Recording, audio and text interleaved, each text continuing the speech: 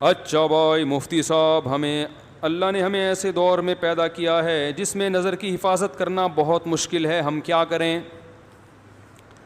دیکھو، اگر مشکل کام ہوتا تو آپ نظر جھکانا چاہتے تو کوئی بیرونی طاقت آپ کو یوں منہ کرتی، دھڑام سے اوپر کرتی، اور آپ کہتے ہیں میں یوں منہ نیچے کر رہا ہوں مگر ہو نہیں رہا، میری کمر اکڑ گئی ہے.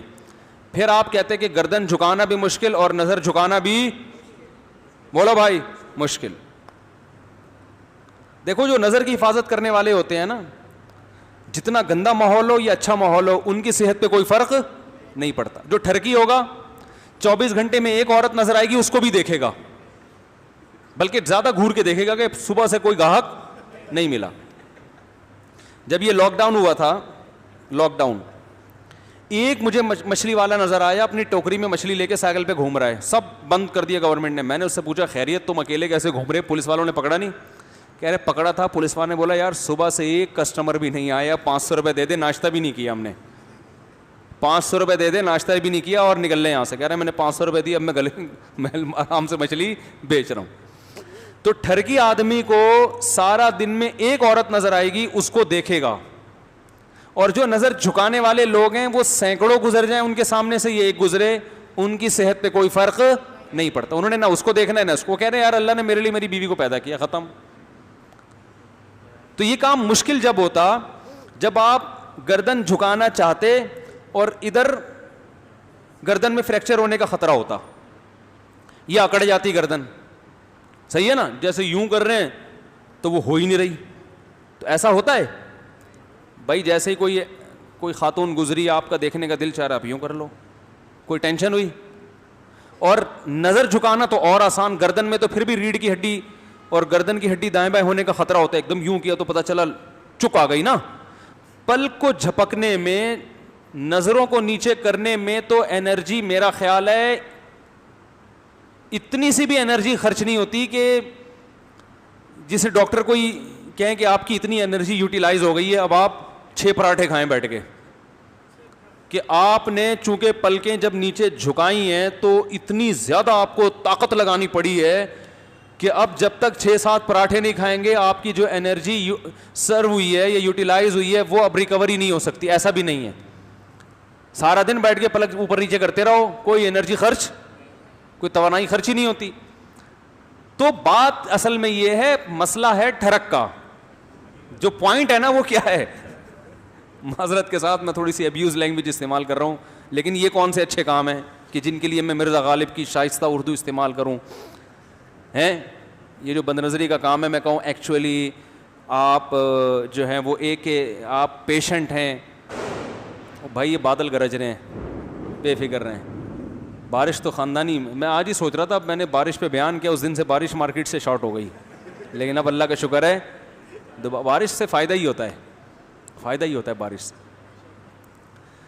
وَيُسَبِّحُ الرَّعْدُ بِحَمْدِهِ ہے نا قرآن میں، کہ بادل کی گرج اللہ کی تسبیح بیان کرتی ہے. اللہ کی رحمت جب برستی ہے تو شان سے برستی ہے. اللہ کہتے ہیں ہٹو.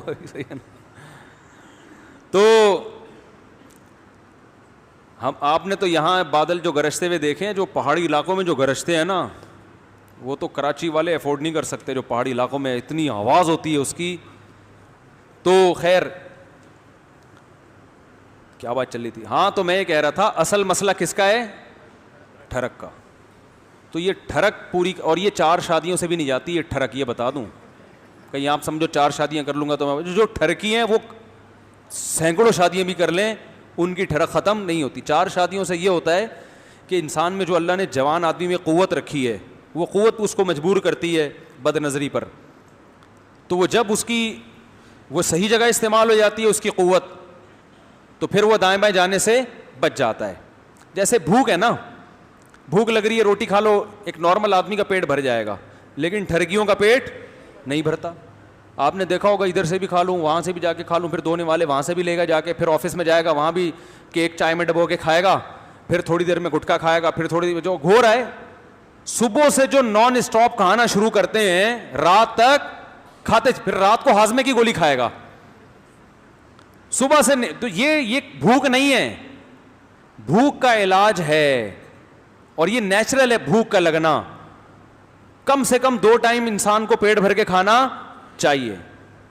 تو ایسے ہی ایک شہوت کی بھوک ہوتی ہے جو ہر نارمل آدمی میں ہوتی ہے. اس کو بیوی چاہیے, 1 نہیں 2 نہیں 3 نہیں 4 ہو گئی, چلو اس کے بعد اس کا دل بھر جائے گا. لیکن جو ٹھڑک ہے نا, جیسے وہ چائے میں چائے میں پاپے ڈبو کے کھاتا رہے گا, پھر تھوڑی دیر میں پھر اس کو پیسٹری چاہیے, پھر سموسا چاہیے. ایک ہمارے جاننے والے, وہ بیچارے ہارٹ اٹیک ہو گیا ان کو, بچ گئے. ان کا یہی تھی کہ صبح سے کبھی کوئی نوالا چھوڑتے نہیں تھے, کہیں بھی دسترخوان پہ وہ کہتے ہیں میں گیا مجھے کچھ نظر آئے تو میں نے کہا 2 نوالے تو بنتے ہیں. تو 2 نوالے ہوتے ہوتے وہ 40-50 نوالے بن جاتے تھے. ٹھیک ہے نا. تو اس کا اصل علاج ہے بد نظری کا, اس ٹھڑک کا علاج کرو. پہلا تو یہ سنت جو نبی نے بتایا, نکاح کرو. دوسرا طریقہ کیا ہے, اپنے اوپر جرمانہ رکھو. ایک دفعہ بھی بد نظری کی تو اتنے پیسے صدقہ کروں گا. اور وہ ہر آدمی کی آمدن کے لحاظ سے, غریب آدمی کے لیے 50 روپے بھی بہت ہیں, مالدار کے لیے 5000 بھی کم ہیں. سمجھ رہے ہو. تو جب تک اپنے آپ کو سزا نہیں دو گے, جب تک انسان خود اپنی ٹھکائی نہیں کرتا, کوئی معاشرہ تھوڑی کرے گا اس کی ٹھکائی. تو کیوں آنٹی کو دیکھ رہا تھا, ایک ابا ہوتے تو چلو ٹھکائی بھی لگا دیتے. ابا تو پتہ نہیں کس خود ایسا نہ ہو کہ وہ کیا بیچارے, وہ ہے نا, ایک خاتون نے اپنے بچے سے پوچھا کہ بیٹا جان کیسے نکلتی ہے, تم اسکول میں کیا پڑھتے ہو؟ اس نے کہا سائنس پڑھتا ہوں. اچھا بیٹا بتاؤ جان کیسے نکلتی ہے؟ انہوں نے کہا کھڑکی سے نکلتی ہے. ماں پریشان, یہ میرا بچہ باتیں ایسی کر رہا ہے, جان کھڑکی سے نکلتی. بیٹا کھڑکی سے کیسے نکلتی ہے؟ کہہ رہی ہیں وہ جب آپ باہر جاتی ہیں نا تو وہ آنٹی آتی ہیں پڑوس والی, تو جیسے ہی جب آپ گھر میں آتی ہیں نا تو ابو کہتے ہیں جان کھڑکی سے نکل جاؤ.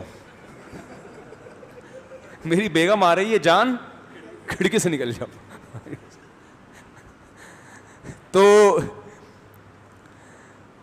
تو بچے کے دماغ میں یہ ہو گیا کہ جان کہاں سے نکلتی ہے, کھڑکی سے نکلتی ہے.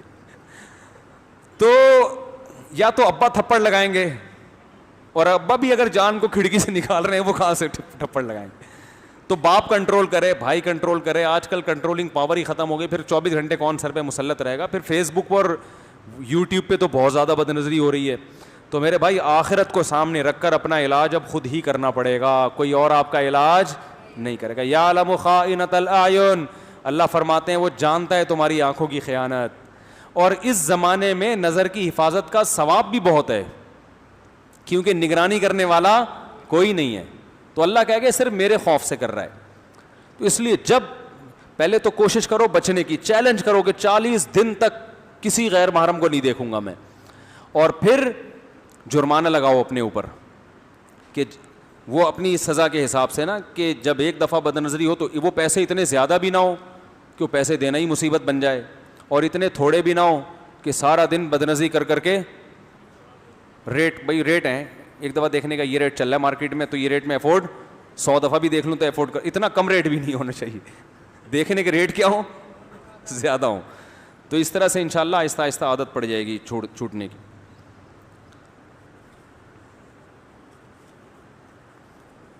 جو بیرون ملک سفر کرتے ہیں نا وہاں زیادہ خطرہ ہوتا ہے, تو بیوی کو ساتھ لے کے جاؤ, صحیح ہے نا, وہ نگرانی کرے گی. جہاں جہاں جا رہے ہو ساتھ لے کے جاؤ, وہ ایسی ہی نگرانی کرے گی کہ آپ کے, وہ تو جہاں نظر کی حفاظت فرض نہیں بھی ہے وہاں بھی کروا دے گی. ٹھیک ہے نا. تو یہ بھی ایک بہت بڑا ذریعہ ہے. مفتی صاحب یہ بتائیں کہ اگر نماز قضا ہو جائے تو اس کو پورا کرنے کے ساتھ سنت موقع بھی پڑھنی چاہیے؟ نہیں, صرف فرض اور واجب پڑھیں. فجر کی سنت اگر چھوٹ جائے تو کسی اور ٹائم سورج نکلنے کے بعد پڑھ سکتے ہیں.